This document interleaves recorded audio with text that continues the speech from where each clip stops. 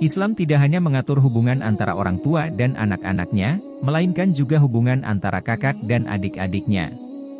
Hubungan antara kakak dan adik adalah hubungan yang dilandasi dengan rasa hormat dan saling menyayangi. Jika kakak tidak menyayangi adiknya atau adik tidak menghormati kakaknya, maka mereka tidak termasuk dalam golongan Rasulullah Shallallahu Alaihi Wasallam. Rasulullah Shallallahu Alaihi Wasallam bersabda, "Tidaklah termasuk golonganku orang yang tidak menghormati orang yang lebih tua dan tidak menyayangi yang muda." Hadis riwayat Imam Ahmad dan At-Tabrani.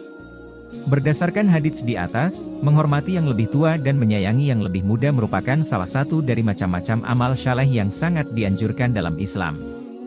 Adik sebagai orang yang lebih muda berhak disayang oleh kakaknya dan kakak sebagai orang yang lebih tua berhak dihormati adiknya. Antara kakak dan adik juga harus bersedia membantu satu sama lain ketika salah satu pihak berada dalam kesulitan. Selain itu, kakak dan adik juga harus saling mengingatkan tentang kebaikan, saling memberikan dukungan, dan menjaga silaturahmi. Rasulullah Shallallahu Alaihi Wasallam bersabda, "Berbaktilah kepada ibu dan ayahmu, lalu pada saudari perempuanmu dan saudara laki-lakimu, kemudian kepada yang terdekat denganmu dan yang terdekat lagi denganmu."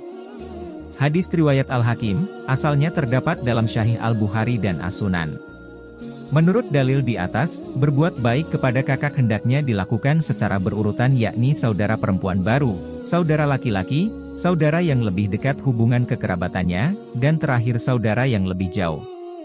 Berbuat baik kepada saudara dimaksudkan untuk menjaga hubungan silaturahmi sebagaimana firman Allah Subhanahu wa Ta'ala dalam surat An-Nisa, ayat 1 yang artinya, "Dan bertakwalah kepada Allah yang dengan mempergunakan namanya kamu saling meminta satu sama lain, dan peliharalah hubungan silaturahim. Sesungguhnya Allah selalu menjaga dan mengawasi kamu." Quran Surah An-Nisa, ayat 1.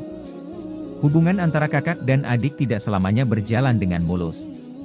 Selalu ada masalah yang timbul antara kakak dan adik yang dapat mengarah pada terjadinya konflik. Misalnya, kakak yang iri kepada adiknya atau sebaliknya, merasa diperlakukan secara berbeda oleh orang tua, perbedaan pendapat yang tajam, dan lain sebagainya. Kata-kata kasar pun tak jarang terlontar ketika terjadi pertengkaran antara kakak dan adik. Jika adik yang mengeluarkan kata-kata kasar atau hal-hal lain yang dapat menyakiti hati sang kakak, maka si adik sejatinya telah durhaka kepada sang kakak. Durhaka kepada kakak tidaklah dibenarkan dalam Islam karena Islam memandang adab adik kepada kakak sama seperti adab anak kepada orang tuanya. Dalam artian, adik harus berbuat baik kepada kakak sebagai orang yang lebih tua sama seperti seorang anak yang berbuat baik kepada orang tuanya. Allah Subhanahu wa Ta'ala berfirman dalam surat An-Nisa, ayat 36 yang artinya, "Sembahlah Allah dan jangan kamu mempersekutukannya dengan sesuatu pun. Dan berbuat baiklah kepada kedua orang tua ibu bapak." Quran Surah An-Nisa, ayat 36.